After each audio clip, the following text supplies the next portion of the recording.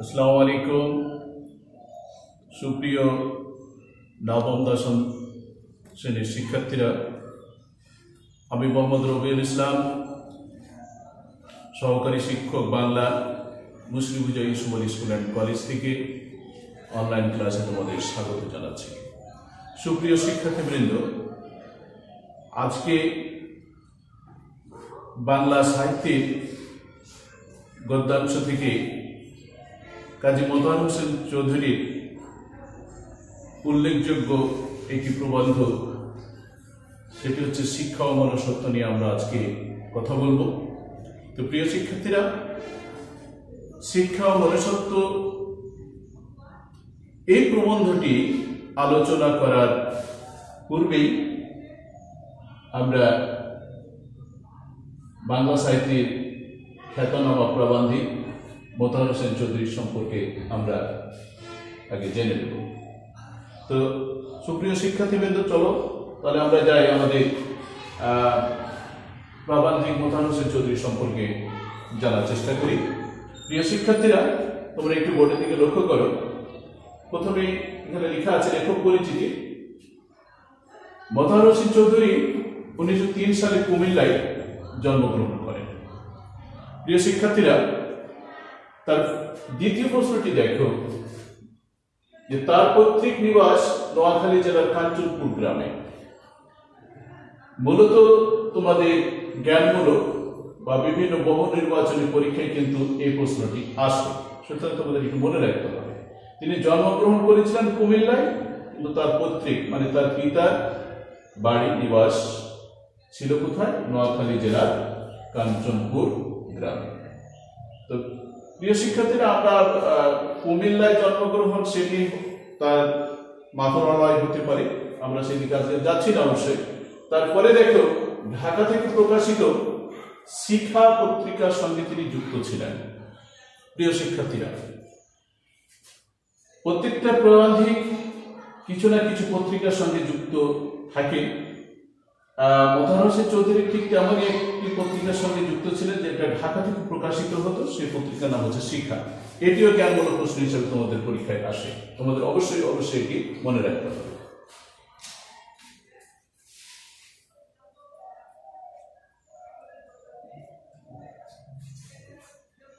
তার লেখায় মননশীলতা ও চিন্তার স্বচ্ছন্দ প্রকাশ ঘটেছে। মননশীলতা কথাটা হচ্ছে যে যুক্তি বুদ্ধিদীপ্ত চিন্তা দ্বারা পরিচালিত এমন কিছুকে মননশীলতা বোঝানো হয়ে থাকে। তো আমরা যদি মোতাহার হোসেন চৌধুরীর লেখাগুলো লক্ষ্য করি, তাহলে অবশ্যই এই জিনিসটি খুঁজে পাব। তো তার লেখায় মননশীলতা ও চিন্তার স্বচ্ছন্দ প্রকাশ ঘটেছে। তার গদ্যে প্রমথ চৌধুরী, তোমরা নিশ্চয় বই পড়া, তোমাদের বিশেষ করে নবম দশম শ্রেণীর সিলেবাসের অন্তর্ভুক্ত প্রমথ চৌধুরী বই পড়া। সেই বই পড়ার অন্যতম প্রাবন্ধিক বাংলা সাহিত্যিক প্রথিতযশা প্রাবন্ধিক বলা যেতে পারে প্রমথ চৌধুরী। প্রমথ চৌধুরী লেখার ভিতরে মোতাহার হোসেন চৌধুরীর যে লেখার ধরন সেটি লক্ষণীয়। তার মধ্যে প্রমথ চৌধুরীর প্রভাব লক্ষণীয়। মূলত গদ্যকার হলেও মোতাহার হোসেন চৌধুরী গদ্যকার হলেও কিন্তু তিনি বেশ কিছু কবিতাও রচনা করেন। এটিও কিন্তু একটি গুরুত্বপূর্ণ প্রশ্ন হতে পারে। তার প্রবন্ধ গ্রন্থ সংস্কৃতি কথা বাংলা সাহিত্যের মননশীল প্রবন্ধ ধারার উল্লেখযোগ্য সংযোজন। আমাদের বাংলা সাহিত্যে এই ধরনের যুক্তি চিন্তাশীল বিশ্লেষণধর্মী লেখা খুবই বিরল, যা মোতাহার হোসেন চৌধুরী লেখার মধ্য দিয়ে, তার সংস্কৃত কথা এই গ্রন্থটির মধ্য দিয়ে কিন্তু এই মননশীল প্রবন্ধ ধারা সংযোজন ঘটেছে। সভ্যতা ও সুখ তার দুটি অনুবাদ গ্রন্থ, এটিও মূলত পরীক্ষায় তোমাদের আসে, ঘুরিয়ে ফিরিয়ে এসেছে এর বিগত দিনে, তোমাদের কিন্তু একটু খেয়াল করতে হবে। সংস্কৃত কথা গ্রন্থটি তার মৃত্যুর পরে প্রকাশিত হয়।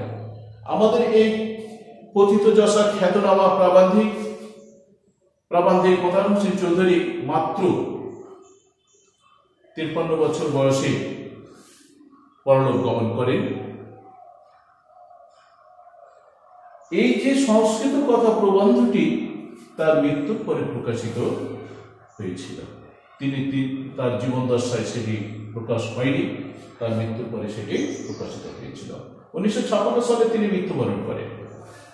এই ছিল লেখক পরিচিতি। আরো কিছু রয়ে গেছে গুরুত্বপূর্ণ যে বিষয়গুলো, সেই বিষয়গুলো এখানে উপস্থাপন করা হয়েছে। সুপ্রিয় শিক্ষার্থীবৃন্দ, আমরা আজকে আমাদের যে শিরোনাম শিক্ষা ও মনুষ্যত্ব, সেটি নিয়ে কথা বলবো আজকে।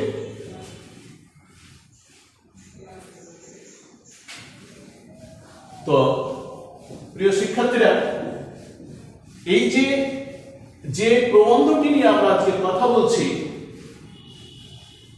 প্রবন্ধের কয়েক রকমের প্রবন্ধ রয়েছে। এই প্রবন্ধটি মূলত মননশীল ধারার একটি প্রবন্ধ। তো প্রিয় শিক্ষার্থীরা, আমরা প্রথমেই দেখো শিক্ষা। এই শিক্ষা, এটি নিয়ে একটু কথা বলবো আমরা।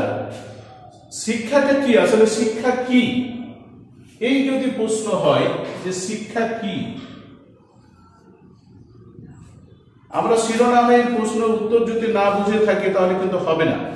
আমরা যদি শিক্ষা সম্পর্কে বলতে যাই তাহলে সহজভাবে আমরা বলতে পারি যে জ্ঞান বা দক্ষতা অর্জনই হচ্ছে শিক্ষা। কিন্তু এর ব্যাপক অর্থে যদি আমরা এটিকে চিন্তা ভাবনা করি তাহলে পদ্ধতিগতভাবে জ্ঞান লাভের প্রক্রিয়াকেই শিক্ষা বলে। তবে শিক্ষা হল সম্ভাবনার পরিপূর্ণ বিকাশ সাধনী বা সাধনের যে অব্যাহত অনুশীলন, সেটি মূলত হচ্ছে শিক্ষা। শিক্ষা এই শব্দটি শাস ধাতু থেকে এসেছে, যার অর্থ এই ধরনের যে শাসন করা বা উপদেশ এর মাধ্যমে সেটি পালন করা। আমরা যদি এটি আরেকটু ব্যাপকভাবে লক্ষ্য করি তাহলে দেখব যে এই শিক্ষার ইংরেজি প্রতিশব্দ হচ্ছে এডুকেশন। এডুকেশন শব্দটি ল্যাটিন শব্দ এডুকেয়ার থেকে এসেছে। এটিকে আরেকটু যদি আমরা ভাঙার চেষ্টা করি তাহলে সেখানে পাবো to lead out. To lead out কথাটার অর্থ হচ্ছে এরকম যে একটা মানুষের ভিতর থেকে বা ভেতরের সম্ভাবনাকে বাইরে বের করে নিয়ে আসা বা বিকশিত করা। একটা মানুষের ভিতরে যে সুপ্ত প্রতিভা থাকে, সেই সুপ্ত প্রতিভাকে বিভিন্ন অনুশীলনের মাধ্যমে বের করে আনাই হচ্ছে শিক্ষা। শিক্ষা হচ্ছে এটি জীবনব্যাপী একটি প্রক্রিয়া। তো প্রিয় শিক্ষার্থীরা, তো শিক্ষা ও মনুষ্যত্ব এই দুটি শব্দ এখানে ব্যবহার করা হয়েছে। তো প্রাবন্ধিক মোতাহার হোসেন চৌধুরী বলছেন যে এই মনুষ্যত্ব অর্জনের ক্ষেত্রে শিক্ষার গুরুত্ব বুঝাতেই কিন্তু এই শিক্ষা ও মনুষ্যত্ব এই প্রবন্ধটি তিনি উপস্থাপন করেছেন। তো মনুষ্যত্ব অর্জন করতে শিক্ষার যে কতটা গুরুত্ব রয়েছে, সেই গুরুত্ব বোঝাতেই কিন্তু মোতাহার হোসেন চৌধুরী এই শিরোনামটি ব্যবহার করেছেন।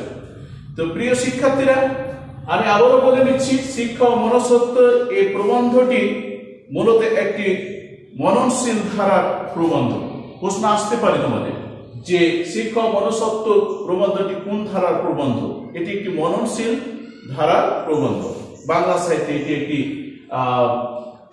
নতুন সংযোজন বলা যেতে পারে। তো প্রিয় শিক্ষার্থীরা, আমরা বিস্তারিত আলোচনা হয়তো আজকে করব না, তোমাদের একটু লক্ষ্য করতে হবে যে মোতাহার হোসেন চৌধুরী আমাদের জীবনটাকে একটা দোতলা ঘরের সঙ্গে তিনি তুলনা করেছেন।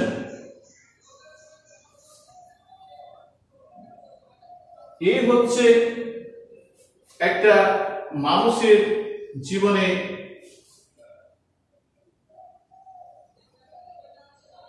এখন আমরা যদি লক্ষ্য করি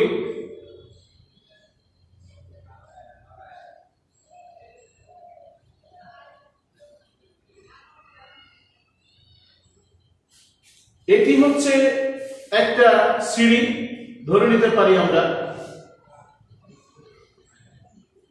এটি হচ্ছে, আমরা যদি এটাকে বলি যে মানুষের, আমি আগে বলেছি যে আমাদের এটি হচ্ছে, এখানে ধরে নাও অর্থ চিন্তা আমরা এই জায়গাটাতে করছি, বা অন্য চিন্তা,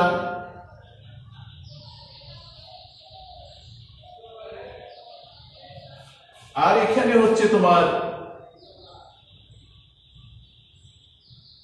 মানবতা,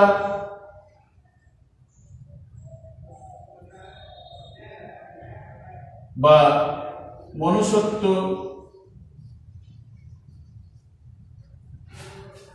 তো এটা হচ্ছে কি আমরা বলছি মানব সত্তা,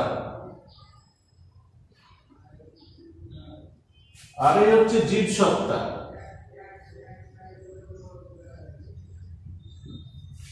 এই জীব সত্তা থেকে মানব সত্তায়,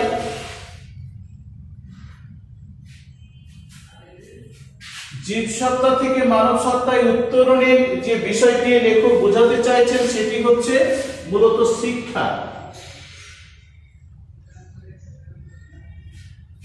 এই যে এখানে যে সিঁড়িটি দেখতে পাচ্ছ তোমরা, এই অর্থ চিন্তা বা অন্য চিন্তা বা জীব সত্তা থেকে উত্তরণের একমাত্র পথ হচ্ছে শিক্ষা। আর এই শিক্ষার মাধ্যমে আমরা কিন্তু এই মানবতা বা মনুষ্যত্বটি অর্জন করতে পারি। প্রিয় শিক্ষার্থীরা, তাহলে এখানে লক্ষ্য করো যে জীব সত্তাটা আসলে কি। জীব সত্তা হচ্ছে জীবের অস্তিত্ব, অর্থাৎ প্রাণ বা জৈবিক যে বিষয়গুলো, এই বিষয়গুলো এই জায়গাতে আলোচনা হয়ে থাকে বা এই জায়গাটাতে আমরা সীমাবদ্ধ থাকি। মানব সত্তা হচ্ছে মানবতা বা মনুষ্যত্ব বা আমাদের মানসিক যে চিন্তা, সে বিষয়গুলো এই উপরতলায় দোতলায় আলোচনার বিষয়। তো জীব সত্তাকে টিকিয়ে রাখতে হলে অন্য চিন্তা বা অর্থ চিন্তা বা এটি আমরা সবসময় এটির মধ্যে বিভোর থাকি।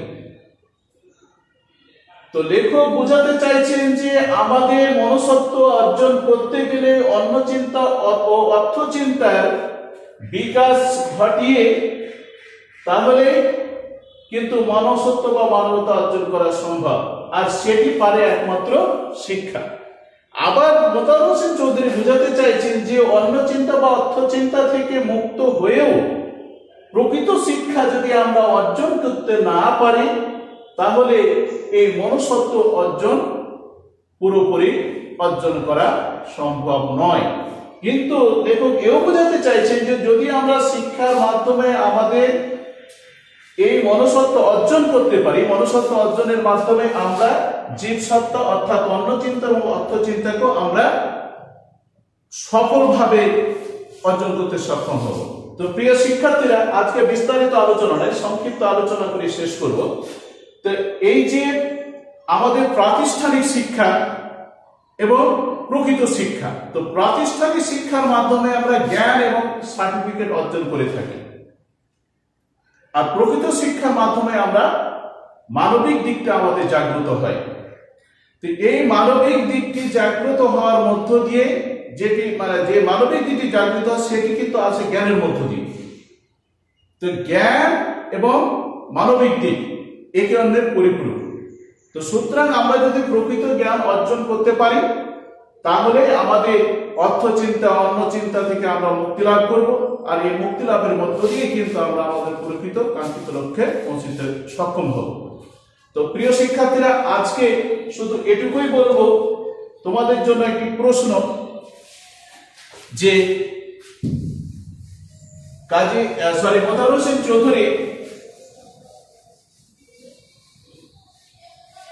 মোতাহার হোসেন চৌধুরীর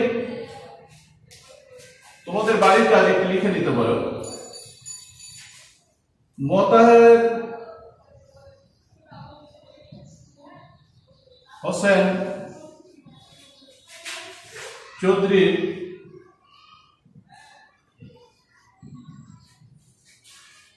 কোন গ্রন্থটি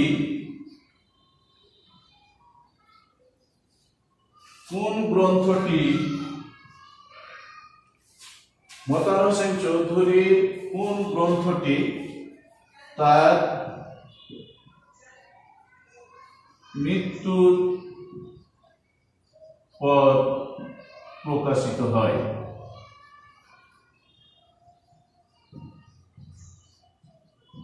তো প্রিয় শিক্ষার্থীরা, আজকে এই পর্যন্তই।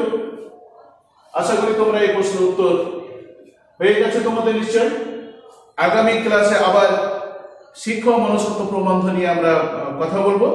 সেই অবধি তোমরা সবাই ভালো থাকো, সুস্থ থাকো, নিরাপদে থাকো এবং লেখাপড়ার মধ্যেই থাকো, এই আশাবাদ ব্যক্ত করে অনলাইন ক্লাস মুসলিম ইস্যু বালি স্কুল অ্যান্ড কলেজ থেকে আমি মোহাম্মদ রবিউল ইসলাম, সহকারী শিক্ষক বাংলা, এখানেই শেষ করছি। আল্লাহ হাফেজ।